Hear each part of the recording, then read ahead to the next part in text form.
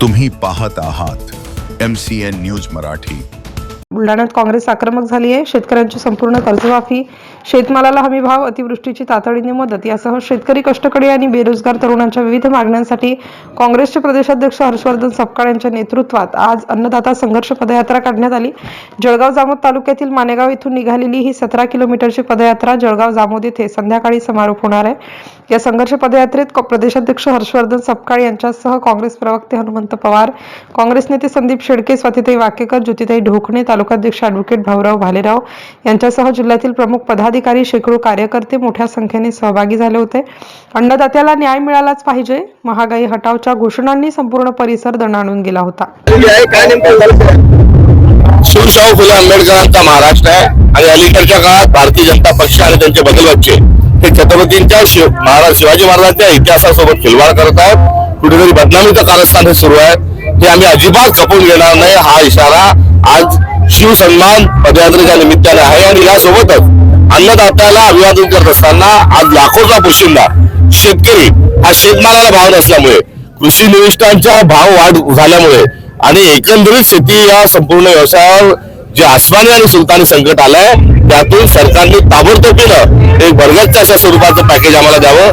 कर्जमाफी आपल्याला अजून झालेली दिसत नाही, त्यामुळे शेतकऱ्यांच्या समस्या आणि आमच्या शिवरायांचा स्वाभिमान अभिमान या अनुषंगाने पदयात्रा आम्ही काढलेली आहे। आम्ही बेलगार पुकारलेला आहे, संघर्षाची आमची भूमिका आहे, रस्त्यावर आम्ही उतरलेलो आहे आणि आज ही 11वी पदयात्रा आहे। आगामी काळात या जिल्हा स्तरावरील आणि सरतेशेवटी आम्ही थेट राजधानी मुंबई या ठिकाणी पोहोचतो।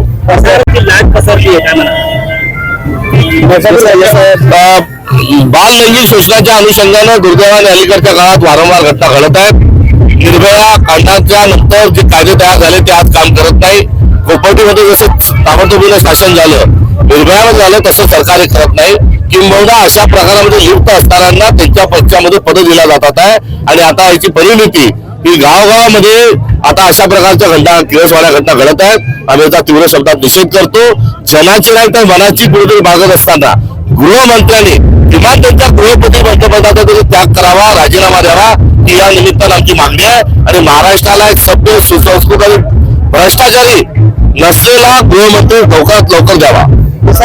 काँग्रेस नेते संदीप शेळके यांनी प्रसारमाध्यमांशी बोलताना अशी प्रतिक्रिया दिली की मानेगाव ते जळगाव जामोद ही पदयात्रा सरकारच्या डोळ्यात अंजन घालणारी आहे।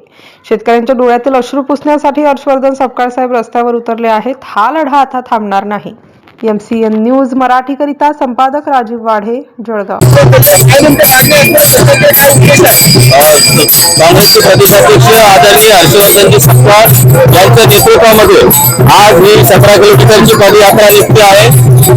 शेतकऱ्यांच्या मागण्या, प्रामुख्याने या मागण्यांना वाचा फोडण्यासाठी ही पदयात्रा आहे। शेतकऱ्यांचा सातबारा सरसकट कुठली अटी व निकष न ठेवता कोरा झाला पाहिजे। शेती साहित्य हे GST करमुक्त झालं पाहिजे। शेतमालाला हमी भाव मिळाला पाहिजे आणि सोयाबीनला 8,000, कापसाला 12,000 रुपये प्रति क्विंटल भाव मिळाला पाहिजे। आदिवासींचा स्थानिक पुरावे गाळे धरून जातीचे दाखले त्यांना मिळाले पाहिजे आणि ट्रेड डील रद्द झाली पाहिजे। अशा विविध मागण्यांसाठी आदरणीय दादांच्या नेतृत्वामध्ये पदयात्रा निघते आहे।